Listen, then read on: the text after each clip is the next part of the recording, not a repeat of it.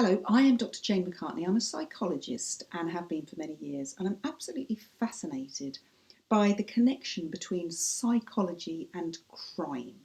And in these videos, I'm going to take you behind the scenes a little bit, if you like, about the psychology of somebody's behaviour, their thoughts, their actions, the associations, the friends that they may have had, and try and understand why somebody committed a crime.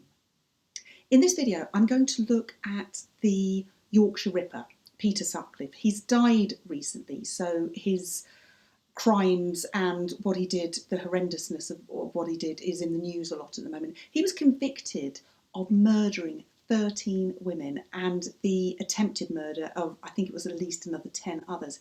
Although convicted of 13 murders, it is largely suspected that he was involved in it, if not other murders, then certainly lots of brutal attacks on women. His MO would be to approach women from behind and hit them over the head with a sharp object or a heavy object.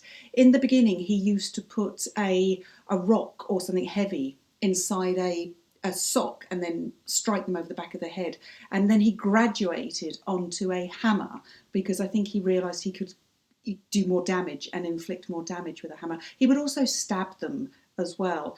And there was something very kind of ritualistic about some of his killings, not all of his killings.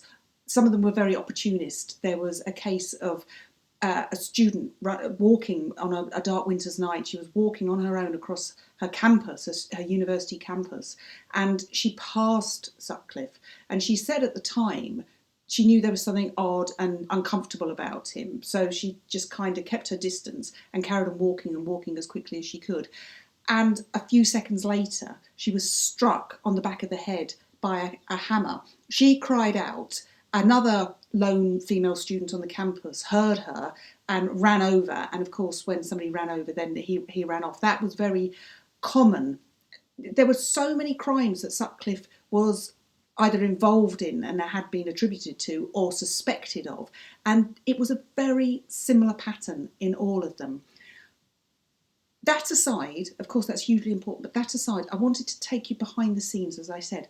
What was going on in his psychology that got him to this point in the first place? So, like a lot of killers, you have to go back to the childhood.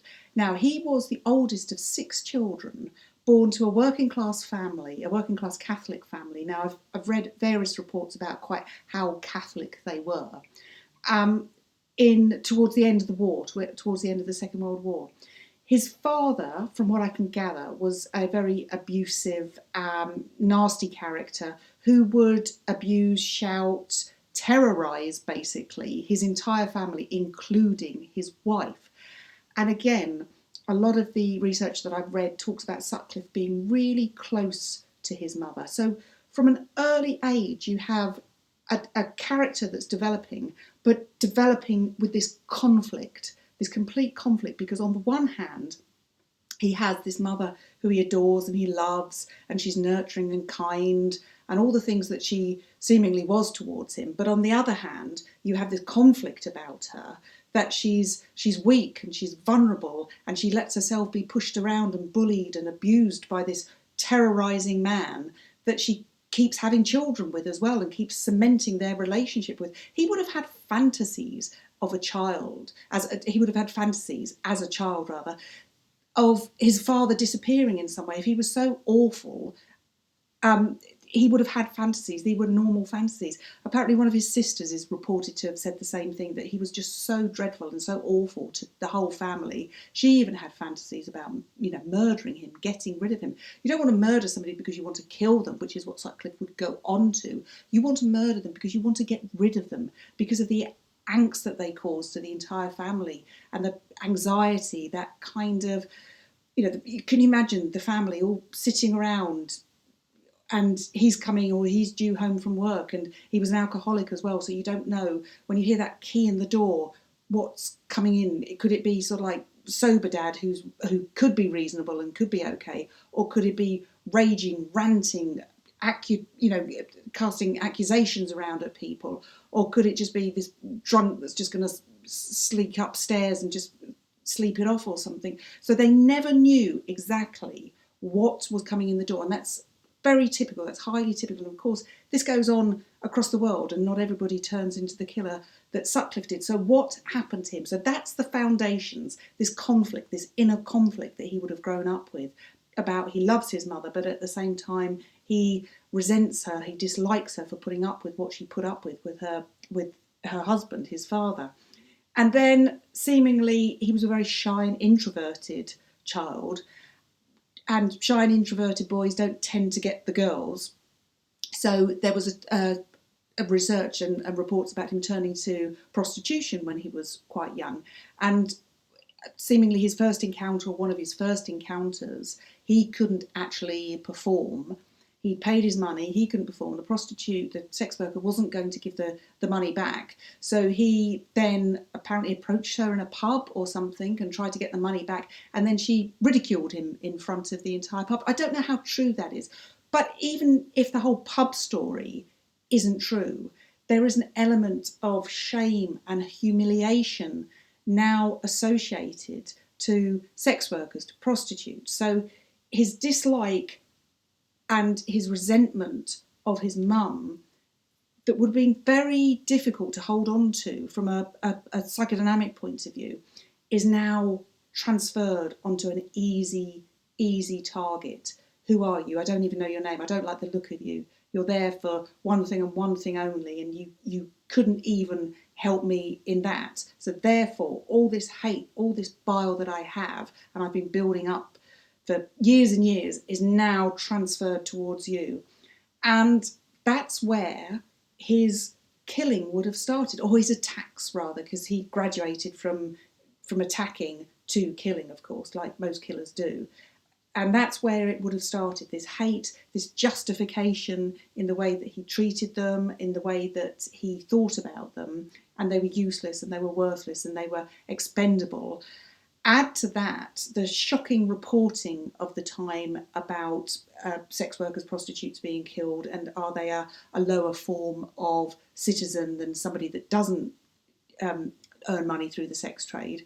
And there were just kind of gross incompetencies with the local police force as well. Apparently he was questioned 9 times before he was actually arrested, and it was only a chance encounter with somebody that was checking number plates and realised that his number plate wasn't the one that was attributed to the car, that they actually caught him in the first place to bring him in because he was around a red light area. So the incompetencies, the attitude, the culture that was going on at the time would have all added to the thoughts in his head that what he was doing was exactly what society, what everybody kind of perversely to him wanted him to do. Rid the streets of sex workers. Yeah, just get hold of them and get rid of them. That's what he would have thought, because he wasn't being caught. He was being questioned. He was being allowed to get away with it. So he would have just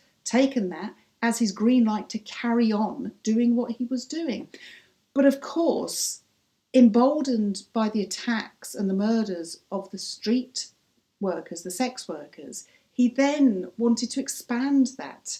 He wanted to expand that to all women on their own. If you're walking across a university campus on your own, you've put yourself in that position. You've put yourself in a position to be attacked, and therefore I'm going to attack you. If you're walking home from work, from where you got off on the bus, and you're walking across the field to get to your house, which was one of the victims, again, you are asking for it. You are putting yourself in that situation, and I'm going to be the one that answers that. I'm going to be the one that actually attacks you. And this would have been what would have been going on in his mind all the time. Remember that inner conflict that he's still holding, that dislike that he has towards his mother, but at the same time he loves her. And there are reports about he met and he married somebody that was seemingly quite introverted and shy like him. And there are reports that, again, she repeated the pattern. She would seemingly be weak. She would seemingly be vulnerable because she had an affair. Years later, apparently, his mother also had an affair. She'd had enough of the situation at home, and she was just getting some kind of joy in her life by having an affair, and the dad found out and completely humiliated her in front of the children. And years later, if it is true that his wife did have an affair, so remember, this is his mum is his role model for women, and his wife seemingly is fitting into that. So instead of this perfectness, she's replaced his mum in this kind of, she's perfect and she's wonderful, but instead of that perfection, she's now doing the thing that his mum did. And does that make her any better or any less than his mum? And it's just, again, reinforcing that. But again, I can't take it out on this woman who I love and I've built a home with and potentially trying to get a future together with. I can't take it out on you like I couldn't take it out on my mum. So I'm going to take it out on all of those women. They talked about him being a misogynist, which, of course, a misogynist is somebody that has a inner hatred of women. And did he? It's hard to say. I never saw any interviews with him, only ever read reports about him. But did he have such a loathing of women that he had to take it as his personal mission to get rid of them all? Perhaps he did, but I think what it was, he had a loathing of a certain woman, his mum, potentially his wife, but that was, sorry to keep using the word, but it was conflicted with the love that he had for them as well. So this is what the psychology of Sutcliffe's crimes would have been about. It is a turmoil. It is that thing that you can't get hold of inside you, and it is only satisfied briefly when I do the thing that I think I'm meant to be doing, which is taking prostitutes off the streets of West Yorkshire and then not stopping at prostitutes, people walking from the bus to their home after they finished work or walking across a campus. It is my mission, if you like, to do that. And he just got carried away with himself. And it could be argued he killed so many and attacked so many women. It probably was an adrenaline rush for him as well. He's doing something so hideous, so awful, so criminal, but he's getting away with it. So he would have had that huge adrenaline rush. And of course, as we know, an adrenaline rush might be up there to begin with, and then the next attack it goes down slightly, and the next attack it goes down slightly, and if you space those attacks out as well, and eventually he's having to up his rate to have that adrenaline rush, which is very addictive. People talk about adrenaline as being a very addictive thing. I suspect that he was probably so deluded with the help of the incompetencies of the police and the papers reporting at the time, the culture, and the idea that these women should have been attacked. Well, not quite, they should have been attacked, but they were attacked because they were putting themselves in a situation. I can't believe that he probably thought he was going to be able to get away with this for longer than he did. When he was arrested, seemingly, the first thing he wanted to do was say, oh, I'm completely mad. This was a voice from God, and he told me to clear the streets of sex workers. The jury didn't buy that. He was convicted of murder. Some years later, he was then assessed and to be found to be have paranoid schizophrenia, which is that sense of persecution. I never saw any interviews with him. I never got to understand that. Whether that's true or not, I don't know. But we have to go with what the professionals at the time said. But interestingly, many, many years later, a couple of years before he died, he was found to be fit enough to be returned to a prison because, first of all, he was imprisoned, and then he was found to be a schizophrenic. So he was then put in a high security hospital. So he's not in a prison. But then years later, and that's the interesting thing, he was found to be fit enough to be returned to a prison. And I find that hugely, hugely interesting because was he actually just giving them enough information? He eluded prosecution, being arrested and prosecuted for many, many years. So this is somebody that's quite good at thinking on his feet.